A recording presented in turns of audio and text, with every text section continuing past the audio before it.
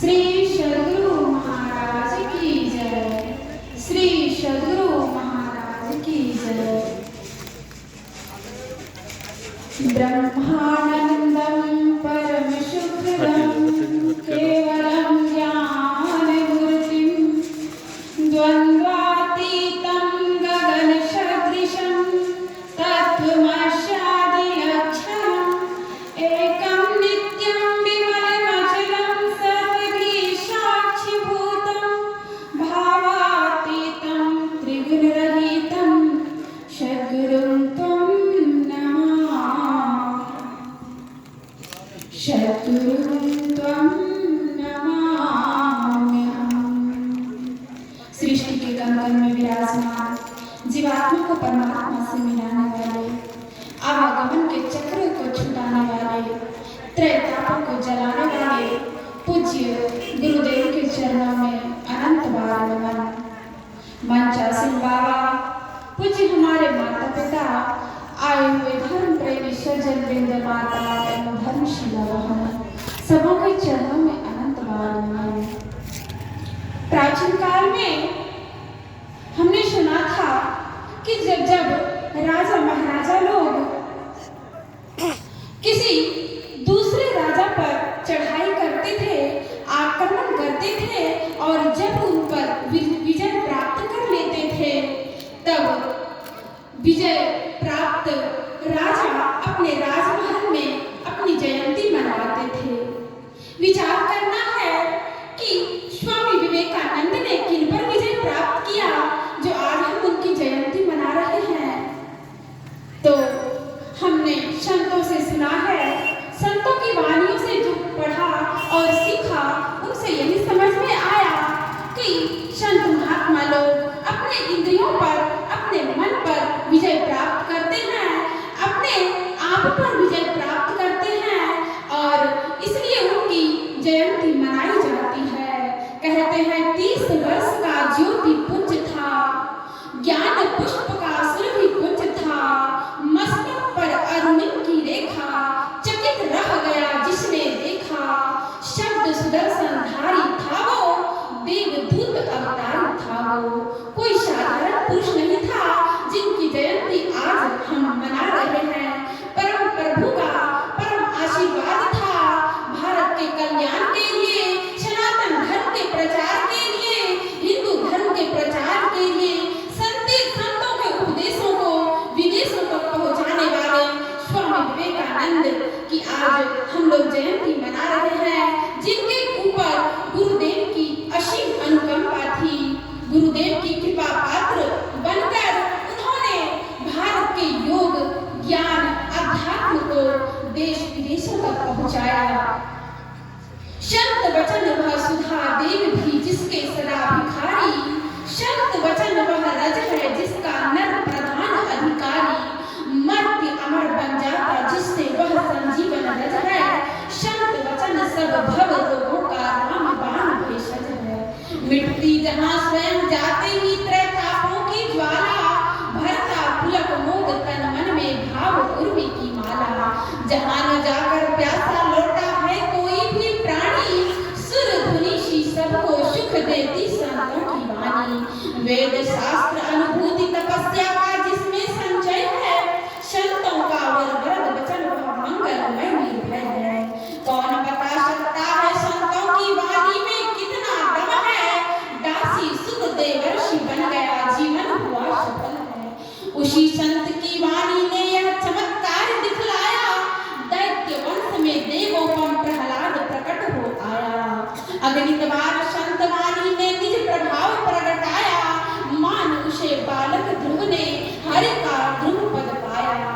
एक लुटेरा था जो वन में मान संत की वाणी, वाल्मीकि बन गया आदि कवि भुवन विदित विज्ञानी, वाल्मीकि बन गया आदि कवि भुवन विदित विज्ञानी।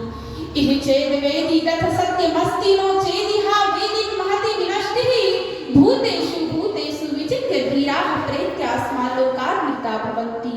If a Brahma is realized in this life, it is good, and if he is not realized, it is a great loss. Wise man having his presence in all the living beings faith. I do not come in this world again. Swami Vivekananda से पूछा गया कि धर्म क्या है? What is religion? तो स्वामी विवेकानंद ने कहा religion is realization of God. अर्थात ईश्वर का प्रत्यक्षीकरण ही धर्म है, लेकिन उसका मार्ग, ईश्वर को पाने का रास्ता, उनका स्वरूप, ईश्वर का ज्ञान तो हमें सत्संग में आकर ही मिलता है। संतों की वाणियों को मानकर ही, उनके उपदेशों को पढ़कर ही मिलता है। जब तक हम संतों की वाणियों को मानेंगे नहीं, उनको जीवन में उतारेंगे नहीं, तो हमारा उद्धार कैसा होगा? अभी हम लोग सुन रहे थे, यदि इस जन्म में ब्रह्म को जान लिया तब तो ठीक है, और यदि उसे इस जन्म में न जान पाया तो बड़ी भारी होनी है। बुद्धिमान लोग इसे समस्त प्राणियों में उपलब्ध कर इस लोक से जाकर मरकर अमर हो जाते हैं। मानव शरीर की सबसे बड़ी हानि क्या है? इस श्लोक के माध्यम से हम लोग सुन रहे थे। एक बार महर्षि संतदेव परमहंस जी महाराज से दिल्ली में जो संत मत सत्संग मंदिर है, आप सभी जानते होंगे, वह महर्षि संतदेव परमहंस जी महाराज के छत्र छाया में रहकर ही उनका निर्माण हुआ है। वहां पर एक धनी अमीर व्यक्ति उससे मिलने आता है, महर्षि संतदेव परमहंस जी महाराज से मिलने आता है, प्रणाम करता है। महर्षि संतदेव परमहंस जी महाराज ने कहा, कहिए कैसे दर्शन देने की कृपा किए? उस व्यक्ति ने कहा, बस ऐसे ही चलते चलते इच्छा हो गई कि संत का दर्शन कर लूं। लोगों से आपका बड़ा ज्ञान सुना था, मैंने सुना था, आपके बारे में बहुत कुछ सुना है, इसलिए इच्छा हुई कि आपसे एक बार मिल लूं। ऐसे तो हमारे जीवन में किसी भी चीज की कमी नहीं है, देश विदेश तक कारोबार चलता है, लेकिन मैं ऊपर एक परमात्मा को मानता हूँ और नीचे अपने आप को मानता हूँ, तीसरा किसी को मैं नहीं जानता। महर्षि संतदेव परमहंस जी महाराज ने कहा, अच्छा आ ही गए हैं तो कुछ सुना दीजिए। पुनः उस व्यक्ति ने कहा, मैंने कहा तो मेरे जीवन में किसी चीज की कमी नहीं है, लेकिन शांति अभी तक नहीं मिली है। ऊंट आ गया पहाड़ के नीचे। महर्षि संतदेव परमहंस जी महाराज ने कहा, आप अभी तक जिस दिशा में चले हैं, अभी तक अपने जीवन में आप जिस मार्ग पर चले, उस मार्ग पर शांति नहीं है, और जिस मार्ग पर शांति है, उस मार्ग पर आप चले ही नहीं। उन्होंने उस महर्षि संतदेव परमहंस जी महाराज ने उस व्यक्ति से कहा कि मनुष्य जैसा जैसा सोचता है वैसा वैसा होता नहीं है, जैसा जैसा होता है वैसा वैसा सुहाता नहीं है, जैसा जैसा सुहाता है वैसा टिकता नहीं है। जवानी हमें बड़ी सुहाती है, बड़ी अच्छी लगती है, लेकिन क्या जवानी टिकने वाली है?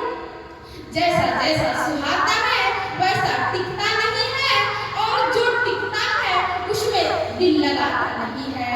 यही उनका कहना था। महर्षि संतदेव परमहंस जी महाराज ने कहा कि अगर जीवन में आराम चाहते हो तो आप राम से मिलो। आकर हम राम से मिलेंगे तभी हमें हमारे जीवन में शांति, सुख और कल्याण का मार्ग देखने में आएगा। तभी हम अपने मनुष्य जीवन को सफल बना पाएंगे, तभी हम अपने जीवन के परम लक्ष्य को प्राप्त कर पाएंगे। कहते हैं, अंगं गलितं पलितं मुंडं जातुं दंडं करधृत कंपित शोभित दंडं तदपि न मुंचत्यासा भांडं। पलित हो गए बाल शीश का, गलित हुआ सब गात, टूट गए क्यों ही क्रम क्रम से मुंह के सारे दांत। पकड़ा हुआ हाथ में कपता कैसा फगता दंड, फिर भी नहीं छोड़ता आशा भांड अहो पाखंड। क्या मिलता है हमें सत्संग करने से? सत्संगत्वे निश्संगत्वं निस्संगत्वे निर्मोहत्वं निर्मोहत्वे निश्चलितत्वं निश्चलितत्वे जीवन मुक्ति। सत्संगति से हो जाता नर विषयों से निस्संग, फिर व्यामोह रहित हो जाता, हो सर्व